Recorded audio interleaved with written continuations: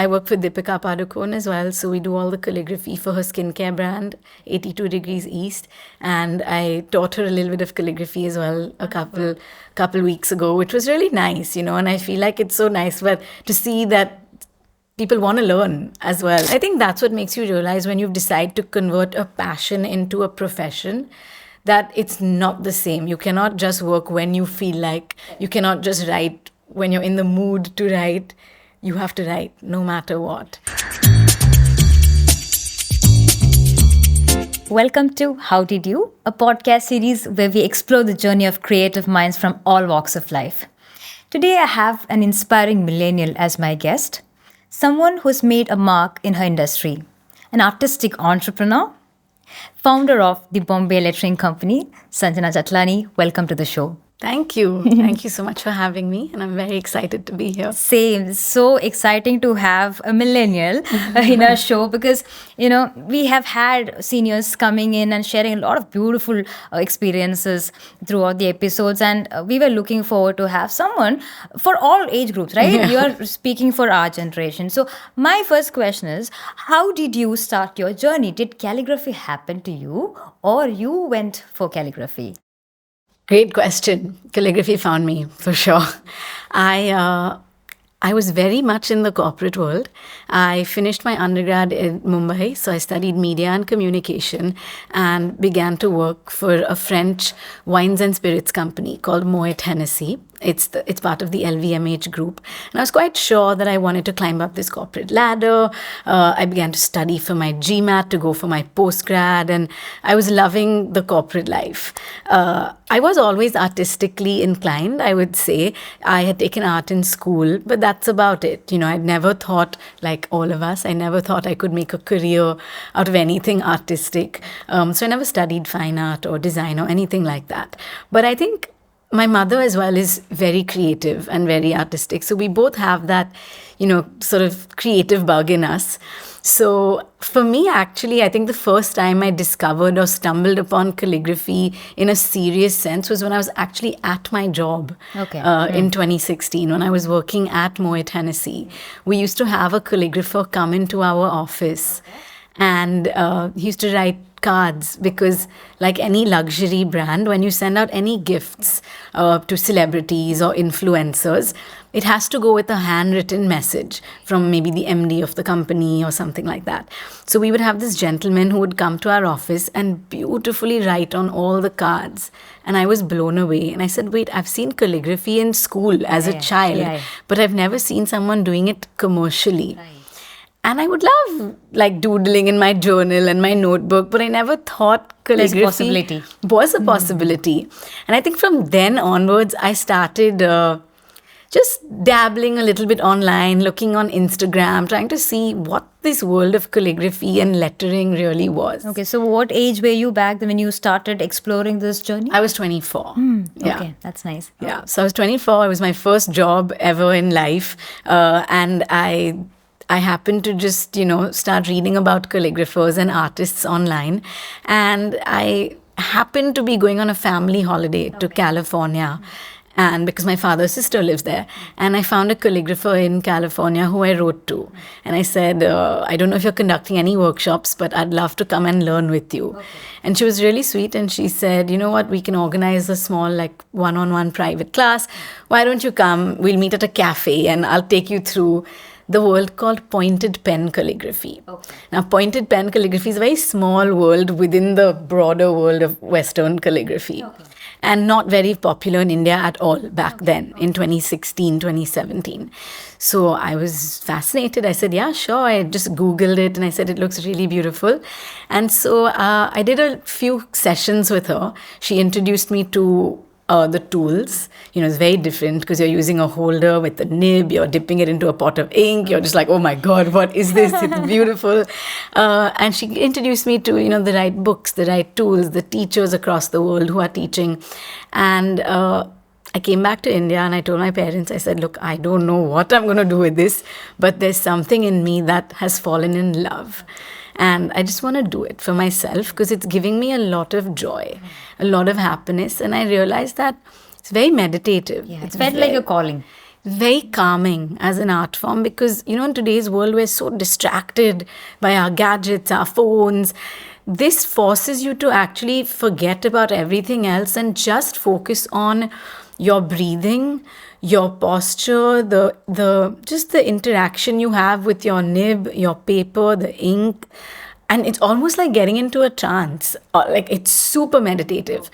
And that's what really worked for me. And I think over the years, of course, it's made me a very patient person. It requires a lot of patience. But in the beginning, that was one of the things that really drew me to it as an art form.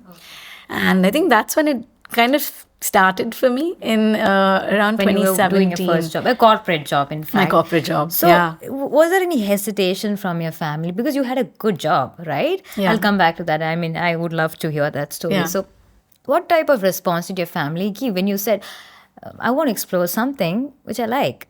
And what was the kind of response and support that you've received? So in the beginning, nobody took me seriously. They thought I found a hobby. I found a little creative outlet. And they always said, sure, that's great. They were very encouraging and supportive of it, but they were never in favor of me quitting my job. And at that time, I didn't even think of quitting my job. Because today, some of the best calligraphers in the world actually don't do it full time. They may have full-time jobs and calligraphy can be their side hustle, their weekend job, their passion. Like it really can become what you want to make of it. So I didn't think that I wanted to make this a full-time thing or anything like that. I just said, I'm really enjoying this. I want to learn. I want to see where it goes. But I love my corporate job. So I'm going to keep that. So in the beginning, that was all fine. Until I made an Instagram account. So this was October 2017. Exactly 7 years ago, on the 1st of October. Congratulations on the Thank anniversary. you. I had dengue and I was in the hospital, bored out of my mind. And I said, you know what, I think I'm going to make this Instagram account and I'm going to just start documenting my work. I'm just going to put it up, just see people's responses. And so I had to think of a name. So I was like, how am I going to come up with a name for my account? And I thought about it a lot. And I said, okay, I would like the word calligraphy in it to talk about what I do. But then I said, will everybody get it? Does everyone know what calligraphy is? So maybe we do something broader, like lettering. Okay, letters. That's still, connecting it. And it's a little broader than calligraphy. Then I said, what's the one thing that's kind of been consistent with me and my existence my whole life? And it's been the city that I was born and brought up in, because I've lived in Bombay all my life. And it's not Mumbai for us, it's Bombay. And that sense of nostalgia. And it had a really nice ring to it. And I said, Bombay lettering, that sounds great. And I said, wait, hold on. What if in a few years I want to make it a company? Yeah. Let's just call it the Bombay Lettering Company. Beautiful. Oh. And somehow, a lot of brainstorming, a lot of discussing with my friends, a lot of back and forth. We locked in on that. I made an Instagram account. And I just started posting work. And it was only after, I started getting inquiries from friends and family to do small projects. And someone reached out to me and said, can you handwrite 50 Diwali cards for me? And I said, sure. And he said, how much would you charge me? And I said, I won't charge you. It's fine. Oh, okay. I'm not doing this as a business. I'm just doing it for fun. And he said, no, absolutely not. I have to pay you for it.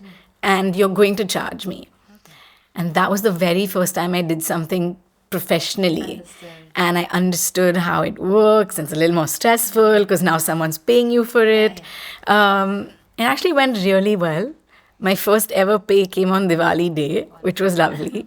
And I think then onwards, even though I was doing it on the side of my full-time job, my family and friends around me started seeing that it was garnering attention. I was getting more followers on Instagram. People were intrigued. People were like, wow, what is it that you're doing? Something that's not usual. Very unusual, and it was raising that. Of course, some people just thought, oh, she just has fancy handwriting. But some people were like, wow, this is really interesting. And then I had to explain what it is. I had to explain how I could be of use or of service to you. I could say, okay, if you're having a dinner at home, I can handwrite all the names of the dishes of your food and you can keep them. You can handwrite the menus. You could put the people's names, anything customized, anything personalized, anything done by hand. So the minute you could show them how they could avail the services, then their minds would start working. Yeah. And that's actually how so many of our orders even have come to us, because our own clients would say, if you can do A, can you do B? Okay, yeah. And most definitely we could do B as well. And I think slowly just slowly, to answer your question, my family started seeing, they started seeing me make money. They started seeing orders come in. She's not just doing it for fun, she's earning money. Yeah. And I think that's when they also slowly began to take it seriously. But it was not until a year of doing it on the side of my full-time job. I would have, if I had it my way, I would have probably kept doing both, because I loved both and I loved my corporate job as well. But I think I reached a point in 2018 where I went a few months realizing that I was making more money on the other side. And I was like, okay, hold on. Do I need to take this extra stress, right? It's just, I'm 25. What's the worst case scenario right now? I can quit my corporate job and give calligraphy a shot and see what happens. Worst case scenario, if it doesn't work out, I can always come back into the corporate world. But I feel like right now there's something inside me that's telling me to just go. Go for it, give it a shot, see what comes out of it. Everyone around me was really supportive by then. My boss at work, my friends, my family. Even though my mom she loved my job because she used to get free champagne.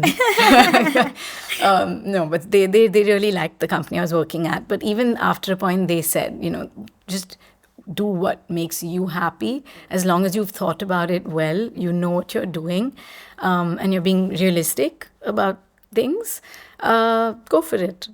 And so I had everyone's support. That's very nice, because you have a very supporting family who understands, what you... So speaking about your corporate job, you had business management background? Yeah, a little bit. So yes. I studied business, media, marketing, advertising, a little bit of all of that. But I really learned everything on the job. My boss was amazing. The company I was at... we were a small team, so we were given a lot of responsibilities. And that's something I always tell people younger than me who ask me sometimes for advice. I say, please try and work for someone before you work for yourself, because it's really, really helpful. Like little things that you learn, just learning how to deal with people, different personalities, different kinds of emotions, understanding how to write a formal email, how to be professional. These things are so important that you don't learn in school and college. Very true. And there are so many things you learn on the job that shape you and build you into the person you end up becoming. And I think there were so many valuable things packed in that for me, which have really helped me to start my own business. So I think it was a great learning. Yes, just brand building, because when I was at Moet Hennessy, we were building a sparkling wine in India called Chandon. And I was learning how you build a brand from scratch. Yeah. And actually, I feel all those learnings helped me build my own brand later on from scratch as well. So you knew the process. You get a gist of it, and then you understand how to adapt, and it's interesting. Yeah. So did you, at any point of your life, in corporate life, did you try out writing or designing or anything of that possibility when you were working? Yeah, you saw the calligrapher who used to then come. I became the calligrapher for our office. Oh. Yeah. So towards the end, just before I quit, for the last few months, I was doing all the work of the calligrapher, and sometimes my boss would come and say, "Can I get Sanjana back? I need her for her actual work." But whenever we were doing any gifting, I would end up doing the calligraphy. And when I left, I painted a big mural on the wall in our office of the values and the mission and the vision of our company on the walls in calligraphy. And I did that before I actually left. It's like you're saying that this is why I'm leaving, Kind of, in a way. And I mean, everyone was so supportive, because you found something that you were passionate about. You found something that almost was like my calling. And it just, it felt right at the time. Yeah. Yeah. So what about that job you loved the most doing? There's something that kept you loved your corporate job, Yeah, right? So yeah. what's it one thing that you loved about your job? Ooh, I think I'm a people's person also, and I think I really enjoyed interacting with people. I think I enjoyed the PR bit, the networking, the marketing. I enjoyed building brands, and I think that's what I really loved. And I realized that I enjoyed building the brands we had and seeing them grow. And I think that's why that excitement in me when I started the Bombay Lettering Company. I did it on my own for the first 2 or 3 years, but today, of course, we're a team, and I'm really loving building it. So I feel those were certain things I picked up from there as well. I Yeah, so it guess. has really added value to your own business Yeah. in certain way. Yeah. Because as I was mentioning in my intro, you are an artistic entrepreneur, which is a rare combination, right? People who are artists in general, not everyone, but in general, they have a hard time promoting themselves, putting their work out. They are creating wonderful work, but they don't know how to put it into in front of their audience. But you've got the balance of both creating and promoting it. So what do you have to say about that? How important is it to, Yeah, have I that? think that's a really good question because as artists, we don't know how to promote and market ourselves, and people think we are terrible businessmen and women, which a lot of times we are. It is something that you have to push yourself out of your comfort zone because as an artist, your work is very deeply personal to you. And it's way more emotional than about things. And the one thing I've actually learned to do while commercializing my art is also becoming a little thick-skinned because you can't let everything affect you and get to you because not everyone's going to love what you do and not everyone is going to appreciate it, and that's okay. You will find a certain crowd and audience who do love what you do and come to you for that. And I feel like it is something we have to push ourselves out to do, to put ourselves out there, because you may be the best artist in the world, but if you're not showcasing your work, you're not marketing yourself, you're not going out there, no one's going to know you even exist. And I think there are ways you can do it in an elegant, in a sophisticated, in a nice way, which is not going in people's faces, promoting yourself, which is almost like a turn off or something. I think there are great ways in which we can do it today as artists. Another thing I feel I've realized is that people connect with and people work with people. Today a lot of founder-led brands are doing well because people want to know who the face behind a brand is. They want to connect with you on a one-on-one level, which is why I feel that really worked for me when I was starting Bombay Lettering, because I would just come on stories and I would just talk and I would be honest and I'd connect with my audience. I'd talk about the projects I was doing. I would talk about what worked, what didn't work. I would talk about something that went terribly wrong and how we how we fixed it as well. And I think people really connect with that. They connect with the raw and honest side of you because you're authentic, and it works. So I think being yourself, building that community of people, especially as an artist today, is really helpful also.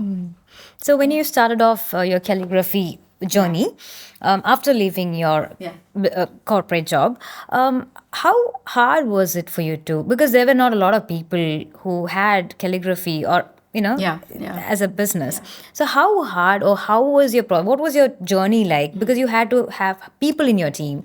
You had to send out to the world that there is a possibility of calligraphy, so that you have to introduce different ways of calligraphy. So what was your journey like when you started off? Did you have a mentor or anybody who could, Yeah. What was great in a way? That I had nothing. I had nothing. I didn't even have one calligrapher's website in India to look up to as, a benchmark or a mood board or an inspiration. There was nothing. And in a way, I think that was so great because we did everything our way from scratch.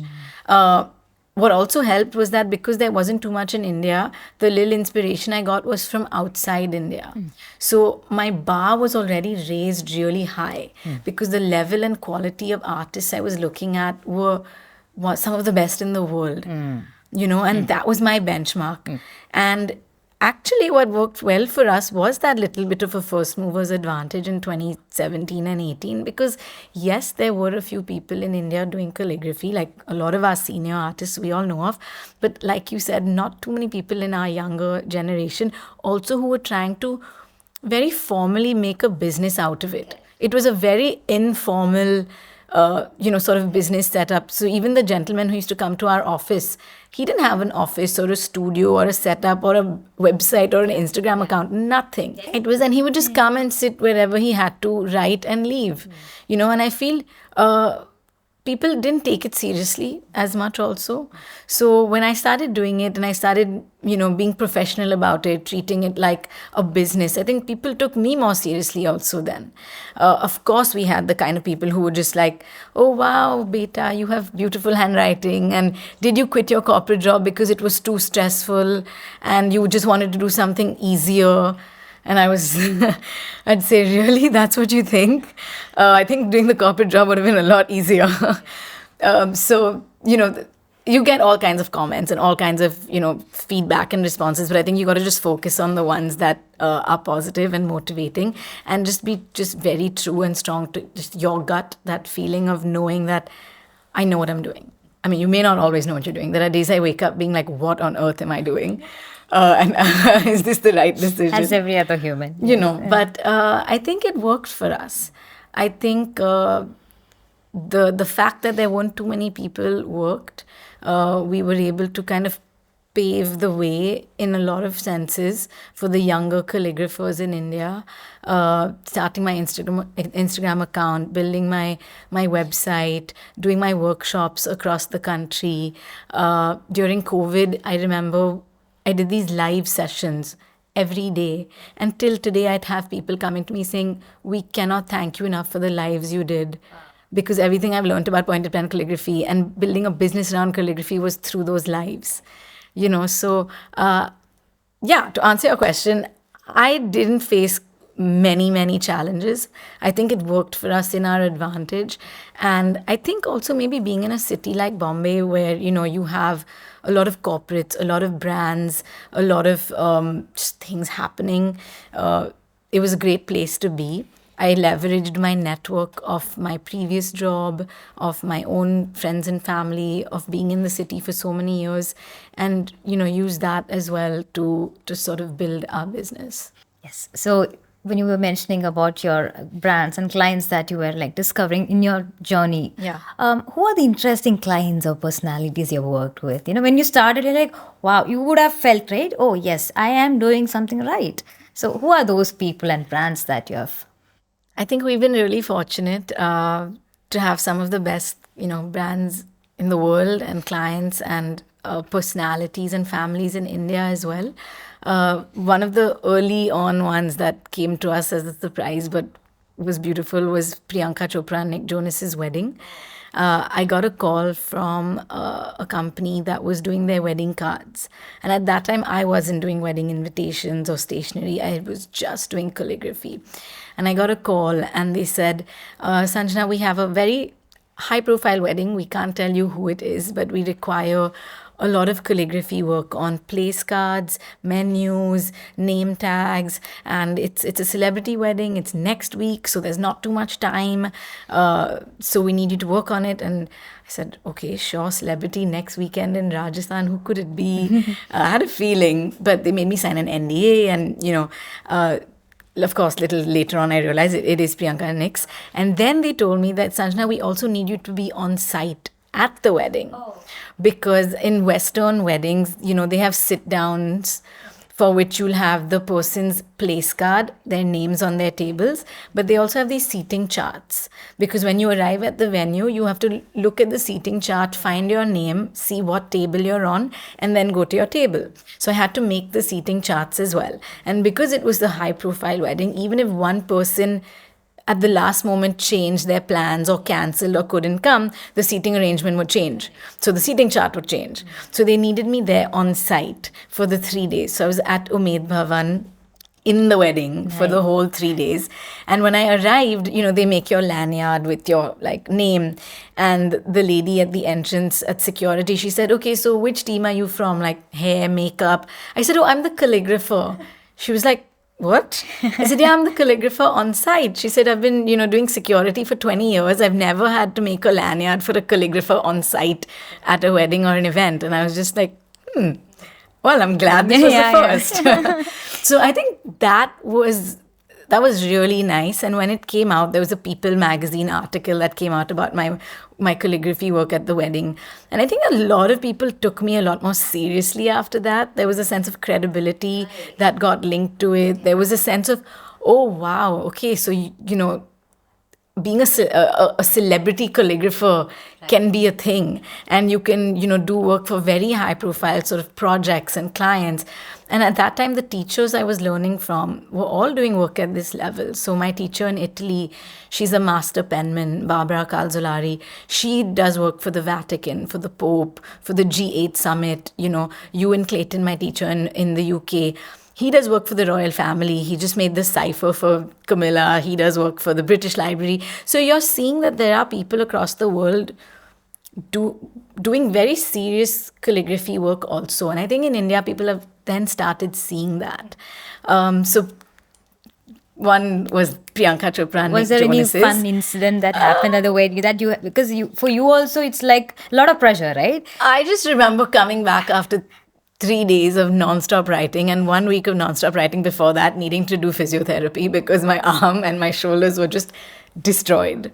I was writing for like 8 hours a day every single day. So it was really, really stressful. And I think that's what makes you realize when you decide to convert a passion into a profession, that it's not the same. You cannot just work when you feel like. You cannot just write when you're in the mood to write.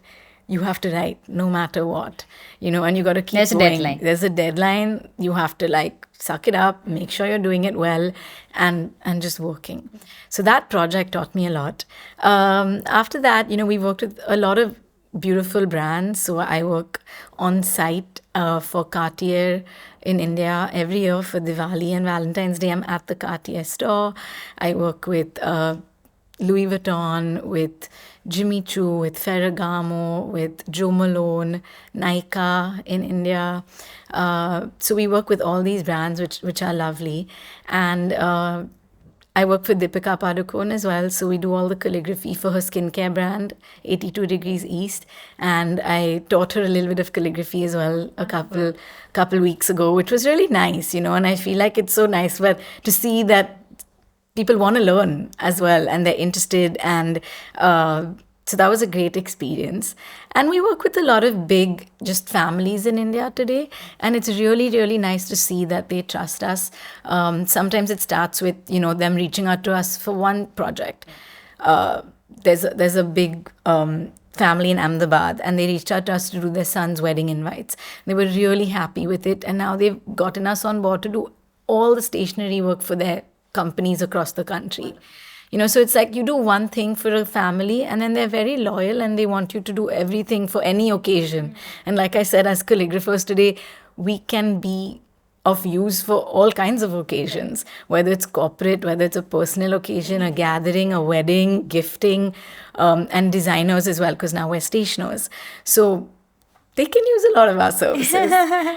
So yeah, it's been really nice. And what else was fun? The Cricket World Cup. Yeah. That was a really fun one. So we got a call from IndusInd Bank, and they said that the Cricket World Cup's happening in India. We want to have the Bombay Latching Company at all the VIP hospitality lounges at every India game.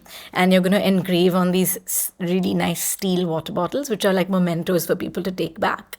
So we had to go for every match, be present over there the whole day. My team would be there sometimes. I would be there. I was there at the finals, although it was a sad match. But it was still a great experience. Yes. And just being there at that level to know that, oh, wow, they're thinking about personalization and calligraphy at these large events as well, gives us opportunities to be there as well. So that was a really fun one. Also, you worked with the Ambani family. Yeah, we've done a little work for them. What was that about? So we've done a little bit over the years. This year for Anand's wedding, we did a little bit for the cruise. More of calligraphy, personalization. We've done something lovely for Isha and Anand's nursery for their babies. We've done these frames that have quotes in calligraphy with illustrations that are all over their nursery. So it's been nice. And of course, we work with Reliance brands a lot. So with all the brands in their portfolio. Right. As well. Also, what was the fun part of working with Deepika? Like, she is your student. She's done a yeah. So what was the fun part about working with Deepika? You know, it's really funny, but she reached out to me on Instagram DMs. And I got a DM in the middle of the night one day saying, "Hi Sanjana, this is Deepika Padukone. I wanted to know if you do personalized stationery."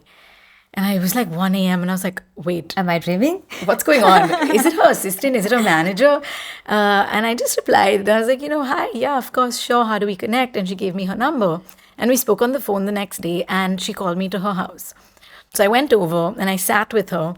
And the minute I sat with her and we started discussing and talking, I forgot she was India's number one Celebrated celebrity. artist, yeah. She is beautiful. She's the most down-to-earth, lovely human being. And it's like talking to any client. And I think that's what even celebrities appreciate, that you're not starstruck and you're being professional about your work as well. And you're doing your work. And that's how it should be. And so I met her a few times and then we did work for her, her skincare brand. And now when I was going to teach her, again, same thing. The minute I sat down and we started, doing calligraphy, you forget that you're sitting with a celebrity. You just focus on what you're there for. And I was there to teach. And I was just teaching and having a good time. How is she as a student? She's wonderful. Yeah, she's quite diligent. She wanted to do this when she was pregnant. It was very nice. Yeah. Wonderful. What is that one project that you've done which is very close to your heart? There might have been a couple of them, but if you can name one. Quite a few. I've had some beautiful clients over the years who've given us the opportunity to be part of really, really, emotional and lovely projects. I think as a calligrapher, we're privileged to actually play a little role in someone's moment, like a milestone moment or something that's so close to them. I once had a client who reached out to me and she said, I have a baby girl and she's turning 1 and I want to make a chest of little letters for her. But I want you to do this in a way that it can be read even 10 or 15 years from today. And she said, I want it to be 26 cards, which is the alphabets A to Z. But each alphabet will have an attribute and a message from me to her, like a life sort of lesson, learning or advice or something. Like, for example, G was gratitude, H was honesty. So she had an attribute for every letter, and there was a little message from her telling her daughter what that word meant and why it was important. And it was not just the calligraphy, but it was conceptualizing the entire project as the box, the how it would go in, the slots we made because they were standing up, the paper we used to make sure it was archival and nothing would fade out. It turned out beautiful. I mean, she was very, very happy with it. So that was something I really liked. I've written letters for, parents who've lost their children that they wanted to keep as keepsakes, as frames. I've done emotional, sad stuff also, but beautiful, happy things. We've written some very beautiful wedding vows for people that have been, framed and put up. Yeah, it's lovely. It's beautiful. It's lovely. Beautiful, you write a lot of love letters. a lot of very, very emotional and lovely love letters. You're almost like getting a glimpse into someone's life. Personal life, But it's nice. Yes. Yeah. So people are also exploring and understanding there's a lot of possibilities with calligraphy, especially in connection to personal touch, right? Yes. When you want to gift something, you want it to it to be special. Exactly. It's not something you can order it online and send it to the Exactly. address. It's something you're creating with all your heart and emotion, and it's a beautiful thing that you can restore, like store for your lifetime, which is a beautiful thing, I feel. Because nothing can replace something done by hand. The effort that's gone into doing it by hand cannot be replaced, Yeah. Okay, Sanjana. So, how does your usual day in your life look like? Well, now that I have a team and I have a little systems and structure in place, I think things are a lot more balanced. When I started the Bombay Lettering Company, I had no life. I was working like 7 days a week. And if I backtrack to when, I was juggling it with my full-time job, it was really hectic. But I think just like any small business or startup or business, owner, you give your everything in those first few years to build it up. I think I've gotten a nice balance now. So Monday to Fridays, I'm at my office from about 10 to 7. The team's there. My dog CJ comes into work every day, and what's great is the team loves him as well. So he's like the little mascot of Bombay Lettering. Your business and your pet, they are the Same age. Yeah. Yeah, that's true. 2017, both of them. Yeah. And it's a really nice, environment. I love being in the studio with the team. It's nice. We have client meetings. I have private class students who come in sometimes. So every day is fun and different and busy. And I teach my workshops online as well from the office. I play tennis 2 to 3 times a week, and I work out or go to the gym the other 2 or 3 times a week. So either before work or after in the evenings, I try and make sure I get my workout in. I'm very social. I like going out, meeting my friends, my family, my cousins. So I try and make sure that, on the weekends, I am meeting them. I have to draw a line sometimes with work because it's very easy for me to keep working, even Saturdays and Sundays. You just love it. Because you love it. It doesn't feel like work, it feels like play. And another thing is also when you're working for, say, weddings or individuals, the only time they can actually connect with you is on their weekends, which is time off their work, because their wedding is their personal sort of occasion.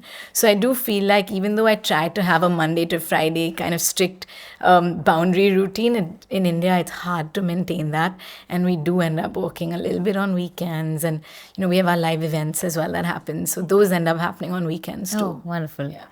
Okay. So there's also like you don't win anything without losing anything. So how do you face struggles and hurdles and challenges? Do you have any self-care practices that you have in your life? I think that's a great question. It's not easy. I think as a business owner, every day you have a new challenge, a new problem. It could be something to do with a client, a project, something technically going wrong, an employee, something that's out of your control. I can't get angry. When I get angry, I just cry. So I sometimes get very emotional. But I think overall, calligraphy, funnily enough, as an art form, has made me very calm and composed as a person. So when things go wrong, I'm not the kind to stress. I actually just kind of internalize and then in the most calm way possible try to resolve it or solve it. But having said that, we're humans and we all have times that we just don't know how to deal with situations. I think working out really helps me. So playing that game of tennis every day, or unwinding with just friends and family is really, really helpful for sure. Yeah. Also, tennis and your art it can definitely go hand in hand in terms of 100%. Yeah. So how do you think your, sports has added to your arts? Yeah, I think, like I was saying, with calligraphy being a very technical art form, there's a lot of hand-eye coordination. And I feel the same thing when I'm playing tennis, when I'm on the court, or even like I love playing table tennis, basically racket sports. It's a lot of hand-eye coordination. It's a lot of focusing on your breathing. I think of it as the contact when, the ball hits the racket is almost the same as when my nib touches the paper. And it's really interesting for me. And I feel like sometimes just by focusing and practicing calligraphy, I sometimes just feel my game on the court is even better. So weirdly enough, I somehow feel there's a link. I feel like calligraphy has actually helped me become more focused. Attention to detail is a lot more in everything I do, whether it's sports, whether it's just things in life, which has really helped me. And like I told you, I think it's also made me more calm and patient as a person for sure. So these are certain, characteristics or attributes about this art form that I never knew until I got like really deeply into it also. So yeah, and I think the combination of both of them is great. It keeps you like really alert and also, yeah. You have sense of balance also. Yeah, for sure. Just one last question. Yeah. So my question for you is, how did you become who you are today? So you can either answer me in a word or how many ever words you want to say. How did you?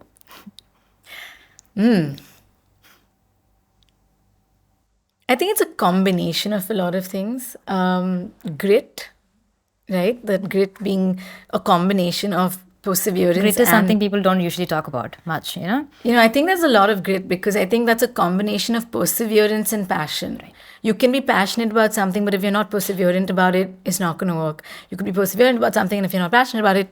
So I feel it's a fine balance of a lot of things, and it's not just one. It's like a recipe with a lot of different attributes that come in. People don't they don't realize, but showing up every single day is half your battle won. Just being consistent and coming every day with what you have to offer is also rare. Because 15, 20 years down the line, it's the people who actually showed up every single day that are the ones who've kind of survived as well.